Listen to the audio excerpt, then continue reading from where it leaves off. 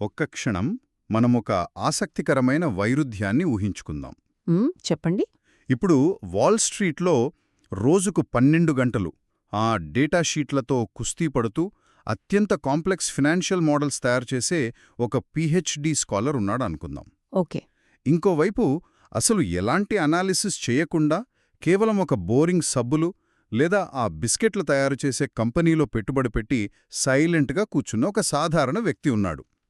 వీళ్ళిద్దరిలో స్టాక్ మార్కెట్లో అత్యధిక లాభాలు ఎవరు గడిస్తారు?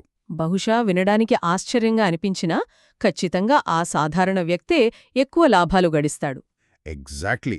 పైకి ఇది అసాధ్యంగా అనిపించినా మార్కెట్ చరిత్ర చూస్తే ఇదే పచ్చి నిజం. అంటే మనలో చాలామందికి సంపద సృష్టి అనగానే ఆ 4-5 మానిటర్లు పెట్టుకుని గ్రాఫులు చూస్తూ నిరంతరం ట్రేడింగ్ చేయాలనే ఒక భ్రమ బలంగా నాటుకుపోయింది కదా. అవును, అది ఒక పెద్ద అపోహ. సో ఈనాటి మన లోతైన విశ్లేషణ ఉద్దేశ్యం ఆ భ్రమను బద్దలు కొట్టడమే. పెట్టుబడుల ప్రపంచంలో ఈ అమీరీ రాస్తా అంటే సంపదకు రాజమార్గం అనేది అత్యంత సులభమైన సరళమైన మార్గంలోనే ఉందని మనం డీకోడ్ చేయబోతున్నాం. ఇక్కడ ఓల్డ్ ఈజ్ గోల్డ్ అనే సూత్రం ఎలా పనిచేస్తుందో మాట్లాడుకుందాం. ఖచ్చితంగా. ఇది నిజంగా చాలా ముఖ్యమైన టాపిక్. అయితే ఇక్కడ నా మొదటి ప్రశ్న ఏంటంటే, అసలు పెట్టుబడుల ప్రపంచంలో తెలివితేటలకు డబ్బు సంపాదించడానికి మధ్యున్న ఈ సంబంధం ఎందుకు బెడిసికొడుతోంది? అత్యంత మేధావులు కూడా ఇక్కడ ఎందుకు బోల్తా పడతారు అంటారు? బేసిక్గా ఇది మానవ మనస్తత్వానికి సంబంధించిన చాలా ఆసక్తికరమైన కోణమని చెప్పాలి. మనం చిన్నప్పట్నుంచి ఒక విధానానికి అలవాటు పడ్డాం. అంటే ఎలాంటి విధానం?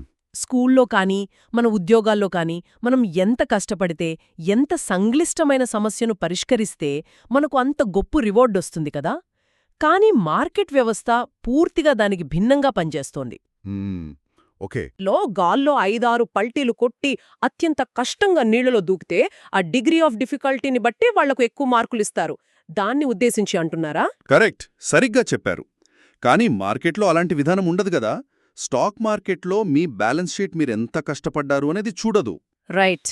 మీరు నెలల తరబడి ఆర్టిఫిషియల్ ఇంటెలిజెన్స్ అల్గారిథమ్స్ ఉపయోగించి రాత్రింబౌళ్లు ట్రేడ్ చేసి ఒక 10,000 సంపాదించినా, లేదా కేవలం కామన్ సెన్స్ ఉపయోగించి ఎఫ్ఎంసీజీ లాంటి సాధారణ కంపెనీలో పెట్టుబడి పెట్టి 10,000 సంపాదించినా ఆ నోటు మీదున్న గాంధీ బొమ్మ విలువ ఒకటే కదా. వావ్, ఇది చాలా సింపుల్ అండ్ పవర్ఫుల్ పాయింట్. అవును, కాను మానవ సహజ నైజం ఎప్పుడూ ఆ ఒలింపిక్ డైవింగ్ మోడల్కే ఆకర్షితుడవుతుంది. ఎందుకంటే ఎవరికీ అర్థం కాని ఒక సంక్లిష్టమైన మార్గంలో ఏదైనా సాధిస్తే మన ఈగో బాగా తృప్తిపడుతుంది. సులభంగా వచ్చేదానికి మనం మేధోపరమైన విలువనివ్వలేము. అదే ప్రాబ్లం. ఇక్కడే నాకొక బలమైన సందేహం వస్తోంది. ఒకవేళ సరళంగా ఉండటమే నిజంగా అత్యుత్తమ మార్గమైతే మరి ఆ వాల్ స్ట్రీట్ దిగ్గజాలు, ఫండ్ మేనేజర్లు ఎందుకు ఎప్పుడూ కాంప్లెక్స్ డెరివేటివ్స్, ఆప్షన్స్, గ్రీక్స్ అంటూ కొత్త కొత్త పదాలతో మార్కెట్ను భయపెడుతుంటారు? వాళ్లకి సింప్లిసిటీ గురించి తెలియదా? వాళ్లకి తెలుసు, కానీ ఇక్కడొక కమర్షియల్ యాంగిల్ దాగి ఉంది. సపోజ్ ఒక ఫండ్ మేనేజర్ మీ దగ్గరకొచ్చి, చూడండి, మనం రోజూ వాడే పేస్ట్, స్నానం చేసే సబ్బులు తయారు చేసే కంపెనీలో పెట్టుబడి పెట్టి 10 ఏళ్లు ప్రశాంతంగా పడుకుందాం అని చెప్తే మీరు అతనికి 2% ఫీజిస్తారా? ఖచ్చితంగా ఇవ్వను కదా. ఎందుకంటే అది నాకు కూడా తెలిసిన విషయమే. ఎగ్జాక్ట్లీ. ఫండ్ మేనేజర్లు తమ ఫీజును జస్టిఫై చేసుకోవాలంటే వాళ్లు మీకంటే చాలా తెలివైనవారని, ఎవరికీ అర్థం కాని రాకెట్ సైన్స్ వాళ్లు చేస్తున్నారని నిరూపించుకోవాలి. ఓహో, అందుకే వాళ్ళు ఆ సంక్లిష్టతను సృష్టిస్తారన్నమాట. అవును. కానీ మనమొక ఇండివిడ్యువల్ ఇన్వెస్టర్గా ఆలోచిస్తే మనకు ఆ ఈగో అవసరం లేదు. ఎవరికీ మనం సమాధానం చెప్పుకోవాల్సిన పని లేదు కదా. మన ఏకైక లక్ష్యం రిస్క్ తగ్గించుకుని సంపద పెంచుకోవడం మాత్రమే. నిజంగా ఇదొక మైండ్ బ్లోయింగ్ పాయింట్. అంటే సంస్థాగత పెట్టుబడిదారులకున్న ఆ ఈగో ట్రాప్ నుండి సామాన్యులు చాలా సులభంగా బయటపడొచ్చనమాట. అవును, అది సామాన్యులకున్న అతిపెద్ద అడ్వాంటేజ్. సరే, ఇప్పుడు ఈ అద్భుతమైన లాభాలను ఇచ్చే ఆ సులభమైన విధానం వైపు వద్దాం. నిత్యావసరాలు అంటే డైలీ యూజ్ ఎఫ్ఎంసీజీ కంపెనీలు, కోకాకోలా, కెచప్, షేవింగ్ క్రీమ్స్ లాంటి బోరింగ్ బిజినెస్ల్లో అపారమైన బలముందని మనం చార్చూ వింటుంటాం. అసలు ఫైనాన్షియల్ మెకానిజం ప్రకారం చూస్తే ఇవి ఎందుకు అంత శక్తివంతమైనవి? వీటికి ఉన్న అతిపెద్ద బలం 2 విషయాల్లో ఉంది. ఒకటి ప్రైసింగ్ పవర్, రెండవది నెగటివ్ వర్కింగ్ క్యాపిటల్. ఒకసారి ఈ మెకానిజాన్ని డీకోడ్ చేద్దాం. తప్పకుండా. బయట ఆర్థిక మాంద్యం వస్తే, వడ్డీ రేట్లు విపరీతంగా పెరిగితే ప్రజలు ఏం చేస్తారు? కార్లు కొనడం వాయిదా వేస్తారు, ఇల్లు కట్టడం ఆపేస్తారు. కాని తినడం, స్నానం చేయడం ఆపరు కదా. అవును, అవి బేసిక్ నీడ్స్ కదా. కాబట్టి డిమాండ్ ఎప్పుడూ స్థిరంగా ఉంటుంది. రెండవది ద్రవ్యోల్బణం అంటే ఇన్ఫ్లేషన్ పెరిగినప్పుడు ఇవి చేసే మ్యాజిక్. సపోజ్ సబ్బులు తయారుచేసే ముడిసరుకు ధర పెరిగితే ఈ కంపెనీలు సింపుల్గా తమ సబ్బు రేటును ఒక ₹2 పెంచుతాయి. అప్పుడు వినియోగదారుడు ఆ ₹2 కోసం సబ్బు వాడటం మానేడు కదా. ఎగ్జాక్ట్లీ. అంటే తమ మీద పడిన భారాన్ని అత్యంత సులభంగా వినియోగదారుడి మీదకు నెట్టేస్తాయి. దీనివల్ల వాళ్ల లాభాల మార్జిన్స్ ఎప్పుడూ దెబ్బతినవు. ఇదే ప్రైసింగ్ పవర్ అంటే. అర్థమైంది. మరి వేరే రంగాలకి ఈ వెసులుబాటు ఉండదా? ఉదాహరణకు మౌలిక సదుపాయాలు అంటే ఇన్ఫ్రాస్ట్రక్చర్ లేదా గ్రీన్ ఎనర్జీ లాంటి రంగాలు తీసుకుందాం. ఇవి దేశానికి ఎంతో అవసరం. పైగా వీటికి ప్రభుత్వ కాంట్రాక్టులు కూడా ఉంటాయి కదా. వాటికంటే ఈ బోరింగ్ సబ్బుల కంపెనీలే ఎందుకు బెటర్ అంటారు? ఇది చాలా మంచి ప్రశ్న. ఇన్ఫ్రాస్ట్రక్చర్ లేదా సోలార్ పవర్ ప్రాజెక్టులు దేశానికి ఎంత అవసరమైనా సరే, ఒక పెట్టుబడిదారుడి కోణంలో చూసినప్పుడు ఆ వ్యాపారాల క్యాపిటల్ స్ట్రక్చర్ చాలా ప్రమాదకరంగా ఉంటుంది. అంటే వాడికి పెట్టుబడి ఎక్కువ కావాలా? అవును, వాటిని హై క్యాపెక్స్ బిజినెస్ అంటారు. అంటే నిరంతరం వేల కోట్ల రూపాయలు మూలధనంగా పెడుతూనే ఉండాలి. ఒక పెద్ద బ్రిడ్జు లేదా పవర్ ప్లాంట్ కట్టాలంటే విపరీతంగా అప్పులు చెయ్యాలి. రైట్, బ్యాంకుల నుంచి రుణాలు తీసుకుంటారు. తీసుకున్న రుణాలపై వడ్డీ రేట్లు కొంచెం పెరిగినా వాళ్ల లాభాలన్నీ వడ్డీలు కట్టడానికే సరిపోతాయి. పైగా అవి లాంగ్ గెస్టేషన్ ప్రాజెక్టులు. అంటే పెట్టిన పెట్టుబడి వెనక్కి రావడానికి దశాబ్దాలు పడుతుంది. అవును, ఈలోపు ప్రభుత్వం మారొచ్చు లేదా పాలసీలు కూడా మారొచ్చు కదా. ఖచ్చితంగా. కానీ ఎఫ్ఎంసీజీ అలా కాదు. అవి ఎప్పుడో దశాబ్దాల క్రితం తమ ఫ్యాక్టరీలు కట్టేశాయి.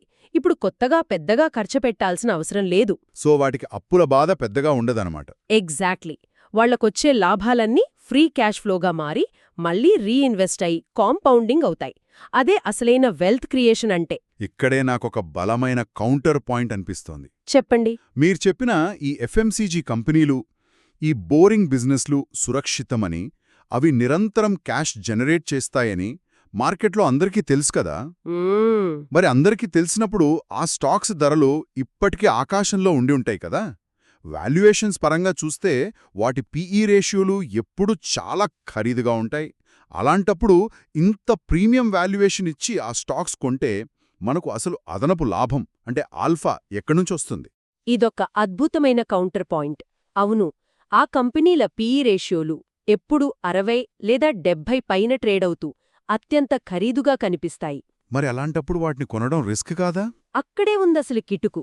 మనమిక్కడ వాల్యుయేషన్ను కేవలం ఒక స్టాటిక్ పాయింట్లో చూస్తున్నాం. అంటే ఒక వ్యాపారం యొక్క ఆర్ఓసీఈ అంటే రిటర్న్ ఆన్ క్యాపిటల్ ఎంప్లాయిడ్ స్థిరంగా 40 లేదా 50% ఉండి అది నిరంతరం తన లాభాలను ఎలాంటి అదనపు అప్పు లేకుండా పెంచుకోగలిగితే మీరీ రోజిస్తున్న ప్రీమియం 5 ఏళ్ల తర్వాత చూస్తే చాలా చవకగా అనిపిస్తుంది. ఓహో, అంటే ఫ్యూచర్ గ్రోతు దాన్ని బ్యాలెన్స్ చేసేస్తుందన్నమాట. అవును, అందుకే అంటారు కాలం అనేది గొప్ప వ్యాపారాలకు మిత్రుడు, సాధారణ వ్యాపారాలకు శత్రువు అని. కాలం అనేది గొప్ప వ్యాపారాలకు మిత్రుడు. వావ్, చాలా బలంగా ఉంది పాయింట్. ఈ కంపెనీలకున్న ఎకనామిక్ మోట్ అంటే వాళ్ల బ్రాండ్ వాల్యూ మరియు డిస్ట్రిబ్యూషన్ నెట్వర్క్ ఎవరూ ఛేదించలేని ఒక అదృశ్య కోట లాంటిది. రైట్. అయితే టెక్నాలజికల్ డిస్రప్షన్ అంటే సాంకేతిక మార్పులు అనే అంశం దగ్గరికొస్తే ఈ సమీకరణం ఎలా మారుతుందో చూద్దాం. ఇది చాలా ఇంట్రెస్టింగ్ ఏరియా. టెక్నాలజీ ఎంత క్రూరంగా పాత కంపెనీలను తుడిచిపెట్టేస్తుందో చెప్పడానికి మనకి నోకియా బ్రాండ్ ఒక పర్ఫెక్ట్ ఉదాహరణ. ఖచ్చితంగా. ఒకప్పుడు మార్కెట్ లీడర్గా ఉన్న నోకియా స్మార్ట్ఫోన్ల రాకతో పూర్తిగా కనుమరుగైపోయింది. ఈ భయం టెక్నాలజీ కంపెనీలో ఎప్పుడూ ఉంటుంది కదా. 100% ఉంటుంది. టెక్నాలజీ రంగంలో ఉండే అతిపెద్ద ప్రమాదం ఇదే. ఈరోజు అద్భుతంగా పనిచేసే ఒక సాఫ్ట్వేర్ లేదా ప్రాడక్ట్ రేపుదయానికి ఎవరో ఒకరు కొత్త అల్గారిథం రాయగానే పాతబడిపోతుంది. మరి ఆ కంపెనీలు సర్వైవ్ అవ్వాలంటే, వాళ్లు మార్కెట్లో నిలబడాలంటే తమ పాత ప్రాడక్ట్ను వాళ్లే చంపుకుని కొత్తది కనిపెట్టాలి. దీనికోసం నిరంతరం R&D మీద విపరీతంగా ఖర్చు చేయాలి. అది చాలా క్యాపిటల్ ఇంటెన్సివ్ ప్రాసెస్. అవును, కానీ మనం ఇందాక మాట్లాడుకున్న అమూల్ పాలు లేదా హల్దీరామ్స్ భుజియా తీసుకోండి. అవి పబ్లిక్ మార్కెట్లో లిస్ట్ అవ్వకపోయినా మోడల్ అర్థం చేసుకోవడానికి చెప్తున్నాను. హల్దీరామ్స్ వాళ్ళు తమ భుజియా టేస్ట్కి ఏదైనా కొత్త సాఫ్ట్వేర్ అప్డేట్ ఇస్తారా? లేదు కదా. 50 ఏళ్ల క్రితం ఉన్న రుచే రేపు కూడా ఉంటుంది. ఎగ్జాక్ట్లీ. ఇక్కడ మనం లిండీ ఎఫెక్ట్ గురించి మాట్లాడుకోవాలి. లిండీ ఎఫెక్ట్ అంటే ఏంటి? లిండీ ఎఫెక్ట్ అంటే ఒక నాన్ పెరిషబుల్ వస్తువు లేదా ఐడియా ఎన్ని సంవత్సరాల పాటు ఉనికిలో ఉంటే భవిష్యత్తులో కూడా అది అన్నే సంవత్సరాలు ఉనికిలో ఉండే అవకాశం ఉంది అని. ఓహో. ఉదాహరణకు 100 ఏళ్ల క్రితం మనుషులు సబ్బుతో స్నానం చేశారు కాబట్టి రాబోయే 100 ఏళ్లు కూడా ఖచ్చితంగా చేస్తారు. కానీ 10 ఏళ్ల క్రితం ఎవరూ స్మార్ట్ వాచ్ వాడలేదు కాబట్టి రాబోయే 10 ఏళ్ల తర్వాత అసలు ఆ టెక్నాలజీ ఉంటుందో లేదో ఎవరూ ఖచ్చితంగా చెప్పలేరు. లాజిక్ చాలా క్లియర్గా ఉంది. కానీ దీన్ని నేను ఇంకోలా సవాల్ చేయాలనుకుంటున్నాను. చెప్పండి. ఈ రోజుల్లో యాపిల్ లేదా గూగుల్ లాంటి టెక్ కంపెనీలు కూడా ఒక రకంగా నిత్యావసరాలైపోయాయి కదా. జనాలు ఉదయం లేవగానే పళ్ళు తోముకోవడం ఎంత నిజమో, మొబైల్ ఫోన్ పట్టుకోవడం కూడా అంతే నిజమైపోయింది. అది నిజమే. ఎకోసిస్టంలో మనల్ని బాగా లాక్ చేశారు. అదే ఎకోసిస్టమ్ అనే వలయంలో వినియోగదారులను అవి బంధించాయి. అలాంటప్పుడు ఈ టెక్నాలజీ మొనోపొలీలను మనం కొత్త కాలపు ఎఫ్ఎంసీజీలాగా ఎందుకు పరిగణించకూడదు? అవి కూడా సేఫ్ అండ్ సింపుల్ బిజినెస్లే కదా. మీరు చెప్పిన పాయింట్లో చాలా లాజిక్ ఉంది. నిజానికి ఈరోజు యాపిల్ కేవలం ఒక హార్డ్వేర్ కంపెనీ కాదు, అదొక పవర్ఫుల్ కన్జ్యూమర్ బ్రాండ్. అవును. కానీ మనమిక్కడ హార్డ్వేర్ రీప్లేస్మెంట్ సైకిల్కు, డైలీ కన్జంప్షన్కు మధ్య ఉన్న సున్నితమైన తేడాను గమనించాలి. అంటే ఆ కొనుగోలు చేసే విధానంలో ఉన్న తేడానా? కరెక్ట్. మీరు ప్రతిరోజూ పేస్ట్ వాడి నెల తిరిగేసరికి డబ్బాలో పడేసి కొత్తది కొంటారు. అది వాళ్ళకి నిరంతర ఆదాయం. కానీ ఫోన్ లేదా ల్యాప్టాప్ అనేది 3 ఏళ్లకు 4 ఏళ్లకు ఒకసారి కొంటారు కదా. రైట్. ఒకవేళ ఆర్థిక పరిస్థితులు బాగోలేకపోతే కొత్త ఫోన్ కొనడాన్ని ఇంకో 2 ఏళ్లు వాయిదా వేస్తారు జనాలు. కాని భోజనం చేయడం వాయిదా వేలేరు కదా. ఇది పాయింటే. పైగా యాపిల్ లేదా గూగుల్ తమ ఎకోసిస్టమ్ను కాపాడుకోవడానికి ప్రతిరోజు $100 కోట్ల ఆర్టిఫిషియల్ ఇంటెలిజెన్స్ లాంటి కొత్త టెక్నాలజీల మీద పెట్టుబడిగా పెడుతూనే ఉండాలి. ఆ ప్రెషర్, ఆ ఒత్తిడి సబ్బులమ్మే కంపెనీకి ఉండదు. అదే ఇక్కడున్న మౌలికమైన తేడా. అద్భుతం. ఈ తేడా చాలా స్పష్టంగా అర్థమైంది. సరే, ఇప్పటివరకు మనం ఏం కొనాలి అనే దానిపై ఉన్న సంక్లిష్టతను ఛేదించాం. సింపుల్, ఎప్పటికీ మనుగడలో ఉండే వ్యాపారాలు సురక్షితమని తెలుసుకున్నాం. కాని ఎలా కొనాలి అనే దాని దగ్గర చాలామంది ఇన్వెస్టర్లు విఫలమవుతుంటారు కదా. అవును, అది చాలా పెద్ద ప్రాబ్లం. ఎగ్జిక్యూషన్ మరియు ట్రేడింగ్ వ్యూహాల దగ్గర సరళత్వాన్ని సాధన చేయడం, అంటే ఈ మాస్టరింగ్ సింప్లిసిటీ గురించి కొంచెం మాట్లాడుకుందాం. నిజానికి ఇక్కడే అసలైన ప్రమాదం పొంచి ఉంది. ఒక అద్భుతమైన వ్యాపారాన్ని ఎంచుకున్న తర్వాత కూడా పెట్టుబడిదారులు డబ్బు ఎందుకు నష్టపోతారంటే వాళ్ళు వాడే ట్రేడింగ్ సిస్టమ్స్ వల్ల. అంటే అనవసరంగా ఎక్కువ ట్రేడింగ్ చేయడం వల్ల అంటారా? ఖచ్చితంగా. రోజూ స్క్రీన్ ముందు కూర్చుని 10 రకాల చార్ట్ ప్యాటర్న్స్ వెతకడం, కదిలే ప్రతి క్యాండిల్కి రియాక్ట్ అవ్వడం, ఎప్పటికప్పుడు కొత్త ఇండికేటర్స్ నేర్చుకుని ప్రయోగాలు చేయడం, ఇవన్నీ వాళ్ల ఫోకస్ను పూర్తిగా దెబ్బతీస్తాయి. ఈ పరిస్థితిని చూస్తుంటే నాకొక పోలిక గుర్తుకొస్తోంది. ఏంటది? మనం కారు నడుపుతున్నప్పుడు డాష్బోర్డ్ మీద దారి కోసం ఒక జీపీఎస్ పెట్టుకుంటే అది మనల్ని కరెక్ట్గా గమ్యానికి చేరుస్తుంది. అవును. కానీ నేను చాలా టెక్ సేవీ అని ఫీల్ అయి ఒకేసారి 20 వేర్వేరు జీపీఎస్ సిస్టమ్స్ ఆన్ చేస్తే ఏమవుతుంది? ఒకటి కుడివైపు వెళ్లమంటుంది, ఇంకోటి ఎడమవైపు వెళ్లమంటుంది, మరొకటి యూటర్న్ తీసుకోమంటుంది. రైట్. చివరకు కన్ఫ్యూజ్ అయిపోయి కారు తీసుకెళ్లి చెట్టుకు గుద్దుతాం. మార్కెట్లో ఒకేసారి 10 కొద్ది ఇండికేటర్స్, 100 రకాల వ్యూహాలు వాడేవారి పరిస్థితి అచ్చం ఇలాగే ఉంటుందేమో కదా. అవును, చాలా యాప్ట్ ఎనాలజీ ఇది. ఖచ్చితంగా అదే జరుగుతుంది. ఏ ఇండికేటర్ కూడా భవిష్యత్తును ఖచ్చితంగా చెప్పలేదు. అవన్నీ జరిగిపోయిన ధరల కదలికను విశ్లేషించే లాగింగ్ ఇండికేటర్స్ మాత్రమే. సో ఇక్కడ ఇన్వెస్టర్ చెయ్యాల్సిన సరైన పనేంటంటారు? ఇక్కడ పెట్టుబడిదారులు ఎదుర్కొనే అతిపెద్ద సవాలేమిటంటే సైలెంట్గా కూర్చోవడం. అంటే ఏమీ చేయకుండా ఉండటమా? అవును. మనం చేస్తున్న ఇతర ఉద్యోగాల్లో ఎప్పుడూ ఏదో ఒక యాక్షన్ చేస్తుంటేనే రిజల్ట్ వస్తుంది. కాని ఇన్వెస్టింగ్ ప్రపంచంలో యాక్షన్ బయాస్ అనేది చాలా ప్రమాదకరం. Wow, action bias. దీన్ని కొంచెం వివరిస్తారా? అంటే ఏదో ఒకటి చెయ్యాలి కదా అనే ఆరాటమనమాట. మీరు ఎంత తక్కువగా ట్రేడ్ చేస్తే అంత ఎక్కువ లాభం వస్తుంది. ఎందుకంటే పదే పదే ట్రేడ్ చేసిన ప్రతిసారి మీరు బ్రోకరేజ్ ఫీజులు, ట్యాక్స్లు కడుతుంటారు కదా. అవును. ఆ ఫ్రిక్షన్ కాస్ట్స్ వల్ల మీ అసలు లాభం ఆవిరైపోతుంది. ఇక్కడ క్రమశిక్షణ, సరైన మనీ మేనేజ్మెంట్ మరియు పరిమితికి మించి అప్పులు చెయ్యకపోవడం, ఈ 3 సూత్రాలు పాటిస్తే చాలు. అంటే ఒక మంచి పోర్ట్ఫోలియో తయారు చేసుకుని అందులో మార్పులు చేయకుండా అలా వదిలేయాలంటారా? బేసిక్గా అదే బెస్ట్ స్ట్రాటజీ. మరి వాలటాలిటీ అంటే మార్కెట్ అకస్మాత్తుగా 20–30% పడిపోయినప్పుడు మనకొచ్చే భయాన్ని ఎలా జయించాలి? అది చాలా కష్టం కదా. ఆ భయాన్ని జయించాలంటేనే వ్యాపారాన్ని అర్థం చేసుకోవాలి అంటున్నాం. మీరు కొన్నది ఒక స్టాక్ టిక్కర్ను కాదు, దాని వెనుక ఉన్న ఒక నిజమైన బిజినెస్ను. రైట్. మార్కెట్ 20% పడిపోయినప్పుడు మీ పోర్ట్ఫోలియోలోని కంపెనీలు సబ్బులమ్మడం ఆపేశాయా? జనాలు వాళ్ల వస్తువులు కొనడం మానేశారా? లేదే. లేదండి, బిజినెస్ మామూలుగానే నడుస్తుంది. బిజినెస్ ఎప్పటిలాగే నడుస్తున్నప్పుడు ఆ స్టాక్ ధర పడిపోతే అది టెంపరరీ మార్కెట్ ఎమోషన్ మాత్రమే అని మీకు స్పష్టంగా అర్థమైపోతుంది. ఇది చాలా లాజికల్గా ఉంది. అదే, మీరు కష్టమైన మీకర్థం కాని కాంప్లెక్స్ బిజినెస్లలో, ఉదాహరణకు అడ్వాన్స్డ్ బయోటెక్, ఫార్మా లేదా కమోడిటీ డెరివేటివ్స్లో పెట్టుబడి పెడితే స్టాక్ పడిపోయిన ప్రతిసారీ మీకు నిద్రపట్టదు. ఖచ్చితంగా. ఎందుకంటే దానికి కారణం మనకు తెలియదు కాబట్టి. ఎగ్జాక్ట్లీ. ఆ కంపెనీకి నిజంగా ఏమైందో పసిగట్టే నైపుణ్యం మనకు లేదు కాబట్టి పానిక్ అవుతాం. సరళత్వం అనేది మీకు లాభాలతో పాటు పీస్ ఆఫ్ మైండ్ని కూడా ఇస్తుంది. నిజమే.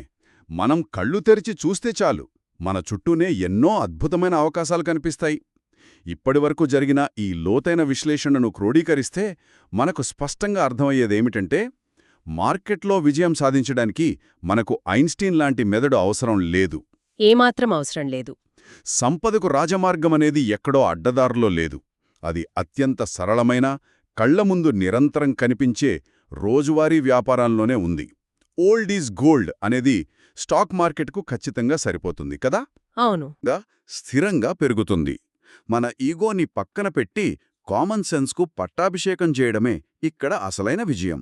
ముమ్మాటికి నిజమండి. సంక్లిష్టతను విడిచిపెట్టి సరళత్వాన్ని ఆచరించడమే అసలైన పెట్టుబడిదారుడి లక్షణం. అద్భుతం. అయితే ముగించే ముందు ఈ విశ్లేషణను కేవలం ఇక్కడితో ఆపేయకుండా అందరికీ ఒక ఆలోచనాత్మకమైన ప్రశ్నను వదిలివెళ్తున్నాం.